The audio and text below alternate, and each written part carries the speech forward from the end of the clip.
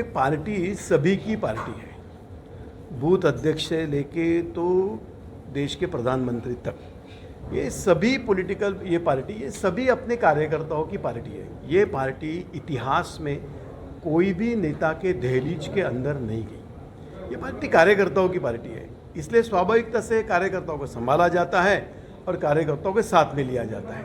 संभाला जाता है तो ऐसा है, भारतीय जनता पार्टी में यहाँ से आउटगोइंग बंद हो चुका है।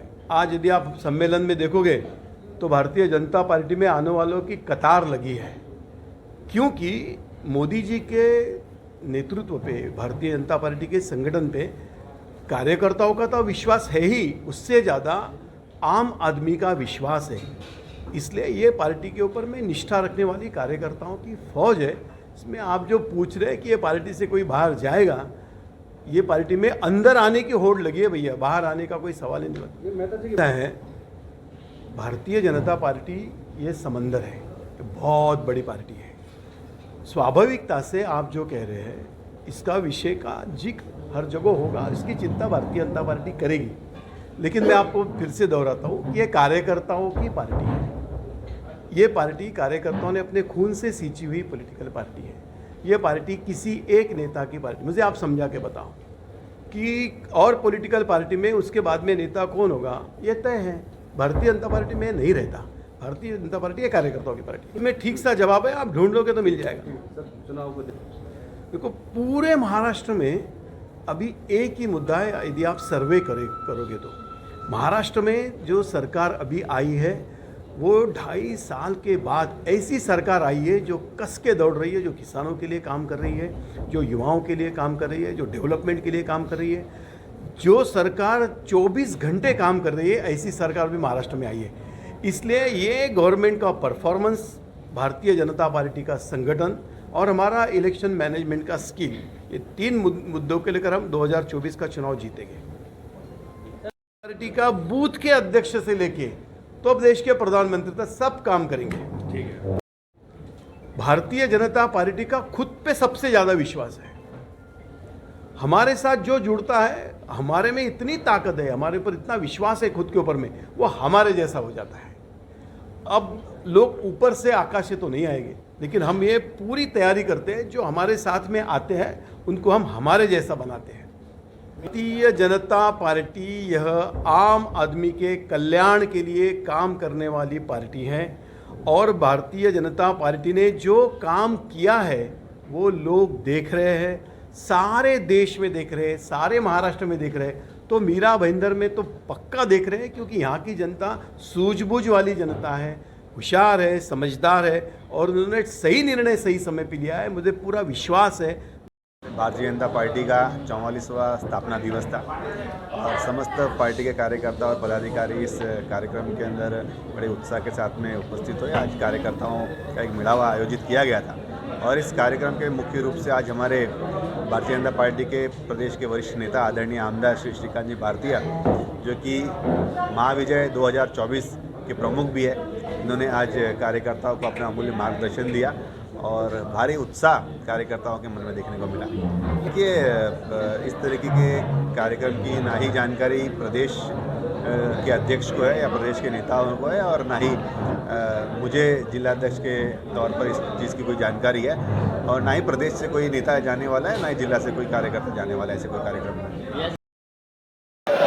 वंदे छत्रपति शिवाजी महाराज की जय, भवानी सियावर राम, जय श्री राम, पवन सुत हनुमान की, बोलो भाई सब संतन की। भारतीय जनता पार्टी का जन्म हुआ, जिसका जिक्र इसके पहले के संचालन करते जो कार्यकर्ता है उसने किया है। लेकिन मुझे मालूम नहीं कि यहाँ जितने भी कार्यकर्ता बैठे हैं उसमें से कितने लोगों को मालूम है कि कोई सम्मान मिलाने के लिए पार्टी का जन्म है ही नहीं। संजीव जी बात करके गए, और वो अपने एक्स मेंबर ऑफ पार्लियामेंट है, हमारे बहुत अच्छे कार्यकर्ता है, तो उनकी अपेक्षा स्वाभाविक है। उन्होंने आपकी चिंता करते हुए मुझसे कहा कि भाई कार्यकर्ताओं को सम्मान मिलना चाहिए। उनका फीलिंग, उनका भावना एब्सोल्युटली राइट, सवाल नहीं पैदा होता। लेकिन मैं आपको बता दूं, यदि आप सम्मान के लिए काम करते हो ना तो दिमाग से निकाल दो, यहां नहीं मिलेगा भैया, नहीं मिलेगा। पूछो ना काका को, आपको मिला? जिस वक्त भारतीय जनता पार्टी का जन्म हुआ क्या स्थिति थी? कौन सा सम्मान लेके पार्टी खड़ी हुई है? क्या दीनदयाल जी को सम्मान मिला? क्या श्यामा प्रसाद जी को सम्मान मिला? क्या विजयराज जी को सम्मान मिला? छोड़ो। दीदी, मैं पश्चिम महाराष्ट्र में जनरल सेक्रेटरी था 11 साल। सांगली, सातारा, सोलापुर, कोल्हापुर, मिरज, दौंड। बहुत लंबी बात नहीं कर रहा हूं मैं, अभी की बात कर रहा हूं। It's just 2005, 6, 7, 8, 9, 10 up to 14। जैसे हम कार्यकर्ता बैठे थे वैसे पश्चिम महाराष्ट्र में भी इसी टाइप के कार्यकर्ताओं ने काम किया। क्या स्थिति थी मालूम?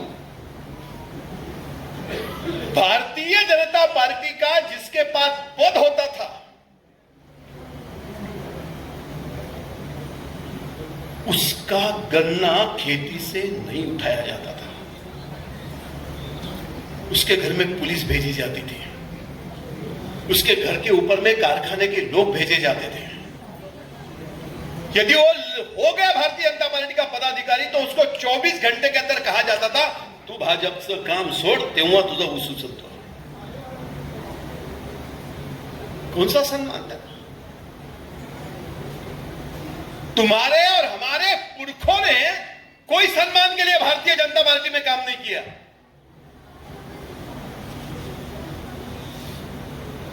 जो बात कंटिन्यू दोहरा रही ना, नेशन फर्स्ट, राष्ट्र प्रथम, बाद में पार्टी, बाद में हम, भाषण के लिए नहीं करते थे, खुद जीते थे। और बहुत लंबी बात नहीं कर रहा हूं मैं।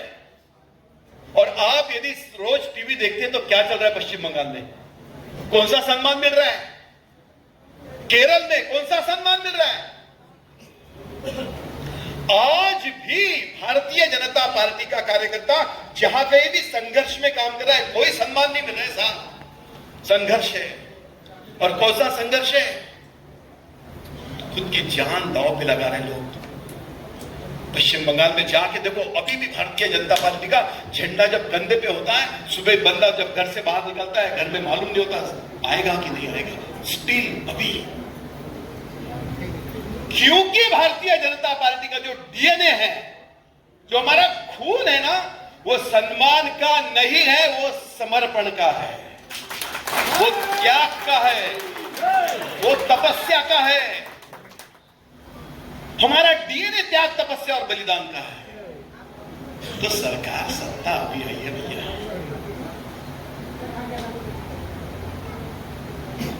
मेरी विनम्र प्रार्थना है सभी से, एक जमाना था जब भारतीय जनता पार्टी का पद किसको मिलता था तो उसको तकलीफ, उसको संघर्ष, उसकी अवहेलना, उसका अपमान। और आज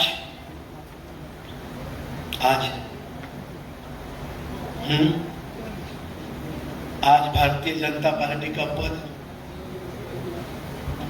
hoarding, banner, letter head, paper में न्यूज, आप यदि हो गए घोषित, मंडलाचे उपाध्यक्ष घोषित झाले, तुरंत सोशल मीडिया के ऊपर में ऐसा अपना फोटो, ऐसा मोदी जी का फोटो, ऐसा शुरू, और घर में बधाई के फोन। क्यों? क्योंकि आज भारतीय जनता पार्टी का पद यदि आपको मिल रहा है तो सम्मान मिल रहा है। जब पार्टी आपको पद दे रही है तो आपको शक्ति दे रही है, आपको ताकत दे रही है। उस जमाने में पद मिलता था तो सम्मान नहीं था, ताकत नहीं थी, शक्ति नहीं थी। उस जमाने में पद मिलता था तो अपमान था, संघर्ष था। आज पद मिल रहा है तो पार्टी आपको ताकत दे रही है। सवाल यह है कि आप पार्टी को क्या दे रहे हैं। हमने आपको ताकत दी, हमने आपको शक्ति दी, आप पार्टी को शक्ति दे रहे हैं। हमने आपको कीमत दी, आपका वैल्यू एडिशन किया, आपने पार्टी को क्या दिया। और ये जो हम बार बार दोहरा रहे ना कि नेशन फर्स्ट, हम सब लोग 1947-48 मुझे मालूम नहीं, मैं बहुत बार बीजेपी के कार्यकर्ताओं को दिए दोहराता हूं कि पार्टी के कार्यकर्ताओं ने पार्टी का इतिहास तो पढ़ना ही चाहिए, उससे ज्यादा हिंदुस्तान का कंप्लीट इतिहास पढ़ना चाहिए। देश को आजादी मिली, कौन सा राजा का सपूत लड़ा जी, कौन से राजघराने लड़े। भगत सिंह कौन से राजा के पेट से पैदा हुआ था। बटुकेश्वर दत्त कौन से राजा के पेट से पैदा हुआ था। चाफेकर बंधु कौन से अमीर के पेट से पैदा हुआ था। जिन जिन लोगों ने फांसी का फंदा अपने गले में लटकाया, कोई राजा के पेट से पैदा हुआ नहीं था। सामान्य जवान रास्ते के ऊपर उतरा और देश को आजादी मिली है। सामान्य जो महात्मा गांधी की बात होती है, मोहन करमचंद गांधी कौन से राजा के पेट से पैदा हुआ था। आम आदमी का जवान लड़का मैदान में उतरा और आजादी मिली। वैसा ही इतिहास तुम्हारे और मेरे पार्टी का है। रवि जी ने जिसका जिक्र किया, श्यामा प्रसाद मुखर्जी का बलिदान, दीनदयाल जी का बलिदान, केवल बात ही करेंगे, केवल बात करेंगे। भारतीय जनता पार्टी ने 43 इयर्स नहीं, अरे जब बीजेपी पैदा हुई 80 में, वो क्यों पैदा हुई, कैन यू इमेजिन। हमने हमारी पूरी पार्टी जनता पार्टी में विलय कर दी थी। कितना समर्पण। हम जनसंघ से चले से 52 से 77 में ऐसा आया कि कांग्रेस को हराओ, क्योंकि सवाल देश का था। लोग गए जनसंघ के पास, जनसंघ ने यह नहीं कहा कि मेरा अस्तित्व है, हमारा अभिमान है, हमारी जनसंघ की पार्टी है, नहीं कहा। कंप्लीट पार्टी का जनता पार्टी में विलय कर दिया। कितना समर्पण। आप सोचो क्या लग रहा होगा अटल जी को, आप सोचो क्या लग रहा होगा अडवाणी जी को, आप सोचो जगन्नाथ राव जी को क्या लड़ा होगा। 52 से 77 अपने खून से सींचा हुआ जनसंघ पूरा विलय कर दिया जनता पार्टी में। कितना समर्पण, कितना क्या भावनाओं का कितना समर्पण। और फिर जनता पार्टी को धक्का देके हम जब निकले, सोचो जनता पार्टी टूट चुकी थी। सारे देश के अंदर में ऐसा वातावरण था कि अब इंदिरा जी को कोई हरा नहीं सकता। उस वक्त जब सारे इधर अंधेरा छाया था,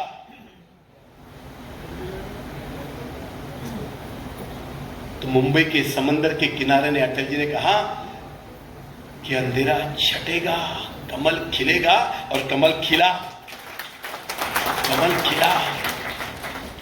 इतने साल के इतिहास के अंदर में कितने लोगों का समर्पण है, कितने लोगों का समर्पण है, कितने लोगों का त्याग है। आज विश्व के सबसे बड़ी पार्टी, ये हॉल में हम सब बैठे हैं, मैं तो बहुत बार दीदी इसका जिक्र करता हूं, कितने भाग्यशाली है हम।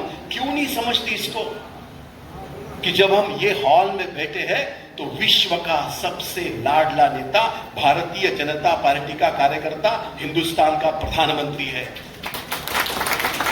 और क्या भाग्य चाहिए। और बताओ, हम तो 14 में चुनाव लड़े, जीते, फिर 19 में चुनाव लड़े। जिनके साथ लड़े उन्होंने गद्दारी की हमारे साथ।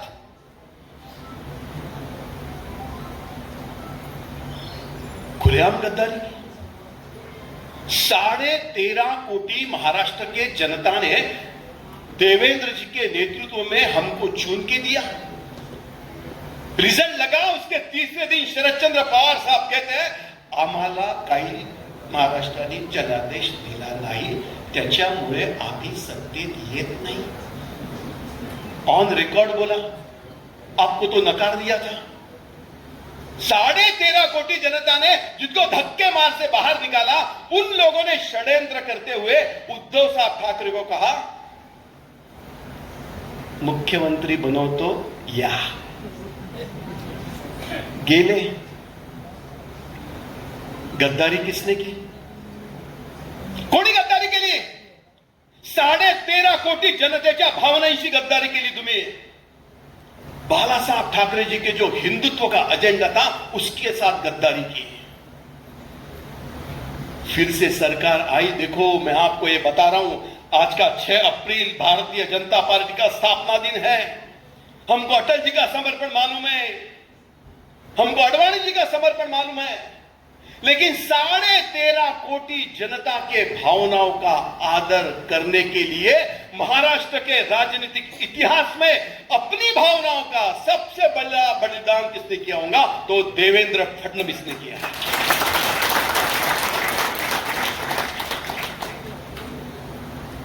और क्या नया पीढ़ी को त्याग चाहिए? और कौन सी नई पीढ़ी के सामने मिसाल आनी चाहिए? जो बंदे के लीडरशिप में 2019 का चुनाव पूरी ताकत से हमने जीता था, 2.5 साल के बाद वो बंदा भारतीय जनता पार्टी के भाव विश्व को समझते हुए वो मुख्यमंत्री होता है। मित्रों, आज का दिन समर्पण को समझने की आवश्यकता है। ऐसा दिन है। आखिर में स्वयं बहुत बार उल्टा हो रहा है। पहले स्वयं समय मिले तो पार्टी, फिर देश वेश का देखते बैठेंगे। ये पाप करने का अधिकार भारतीय जनता पार्टी के पदाधिकारियों को नहीं है। ये पार्टी यहां से आगे बढ़ रही है, बढ़ेगी, दौड़ेगी, देश में दौड़ेगी, मीरा भाईंदर में भी दौड़ेगी। आधार क्या? आधार है छोड़ना पड़ेगा। और आज विलक्षण योग है, आज हनुमान जी की जयंती है। राम काज करिबे को आतुर। कौन सा काज? राम काज करिबे को आतुर। आज संकल्प लेना चाहिए, भाजपा काज करिबे को आतुर। ये जो फौज मेरे सामने बैठी है, यदि ये तय करती है, और तो हनुमान जी से तो सच में कुछ ना कुछ बात लेनी चाहिए। और आप जिसके बहुत बार बार जिक्र करते हैं, मुझे तो समझ में नहीं आता। अरे भैया, हनुमान चालीसा में कहा है, भूत पिशाच निकट नहीं आवे, महावीर जब नाम सुनावे, नासे रोग हरे सब पीड़ा, जपत निरंतर हनुमत बीरा, संकट से हनुमान छुड़ावे, मन कर्म वचन ध्यान जोला। क्यों चिंता करते हो यार? कोई भूत पिशाच निकट नहीं आवे यदि महावीर जब नाम सुनावे। अपने पार्टी में इतनी ताकत है, ये पार्टी में लोगों के समर्पण की ताकत है, ये पार्टी के अंदर में लोगों की त्याग तपस्या की ताकत है। और मैं आपको एक बात बता दूं, तुम्हारा कितना विश्वास है मुझे मालूम नहीं, मेरा विश्वास है। भगवान कृष्ण ने कुरुक्षेत्र के ऊपर अर्जुन को यह कह दिया था, कर्मण्ये वाधिकारस्ते मां फलेषु कदाचन। लोगों ने इसका अर्थ ऐसा निकाला कि फल की अपेक्षा मत करो, काम करते रहो। ऐसा नहीं कहा उसने कहा यदि आप काम करते हो तो आपको फल सुनिश्चित है। जब सुनिश्चित है तो कर्म के ऊपर ख्याल दो, फल के ऊपर मत दो। और मैं इसको और दोहराता हूं, जैसे कर्म करेगा वैसे बस। और मैं आपको और एक बात बता दूं, अभी भगवान ने ऊपर में फास्ट ट्रैक बिठाया है, अभी के अभी निर्णय देता है। इस जन्म का अगले जन्म बंद, इसी जन्म का इसी जन्म में। और करके कौन क्या कर रहा है चिंता मत करो। ये भारतीय जनता पार्टी है, एक विचारधारा पे काम करने वाली पॉलिटिकल पार्टी है। अभी 2024 का चुनाव सामने है। मुझे जिम्मेदारी दी है महाविजय 2024। मेरे पीछे दोहराना है, मैं कहूंगा उसके बाद को महाविजय, जोर से आवाज, महाविजय, महाविजय, महाविजय 2024, महाविजय 2024। ये जो हुंकार है, ये हुंकार सकता है। यदि आप मंडल के अध्यक्ष हो, यदि आप वार्ड के अध्यक्ष हो, यदि आप जिले के पदाधिकारी हो, तो जो पद आपको दिया है ना, 24 तक किसी को मैं ना सोने दूंगा ना घर में रहने दूंगा। ये दिमाग से निकाल डालो। यदि आप मंडल के अध्यक्ष हो, यदि जमता होगा तो बोलो, नहीं जमता तो रवि को बताओ कि मेरे से नहीं हो रहा भैया। मैं 24 में किसी को सोने नहीं दूंगा। वो मोदी जी ने कहा था ना खाऊंगा ना, और मैंने तय किया है, ना सोऊंगा ना सोने दूंगा। अजय जी ने कहा, दीदी ने उसका उत्तर दिया, खरं आहे बाबा, कुठली माझी बहीण दुपारी झोपते, शक्यच नाही। पर मैं तहे दिल से कह रहा हूं, यदि मंडल के अध्यक्ष हो, बूथ की रचना पूरी करो। यदि आप नगर सेवक हो, एक भी आदमी आपके वार्ड में ऐसा नहीं चाहिए कि जिसके पास में मोदी का काज नहीं गया हो। इतना काम किया है, कितना मोदी जी ने काम किया है, और क्या करेगा एक बंदा, मुझे मालूम नहीं आप में से कितने लोगों ने उसका अभ्यास किया है। हिंदुस्तान के कोई भी गली में आज एक भी आदमी ऐसा नहीं है कि जिनके लिए मोदी जी ने काम नहीं किया। सवाल इसके लोकप्रियता को वोट में कन्वर्ट करने का है। नहीं तो साहब काम हम करेंगे और वोट कांग्रेस को जाएगा, ये नहीं चलेगा। हम एनजीओ नहीं है, हम ना रोटरी क्लब है, हम ना जायंट्स ग्रुप है। जब काम हम कर रहे हैं तो वोट भी हमको ही मिलने चाहिए, सिंपल। गली के अंदर काम हम कर रहे हैं तो बताओ उनको कि हम मोदी जी के भगत हैं, आपका काम करने के लिए आए। लेकिन याद रहे, 24 को कमल के ऊपर ही बटन पे आना चाहिए। दीदी मैं आपको किस्सा बता, मैं सातारा जिला गया था।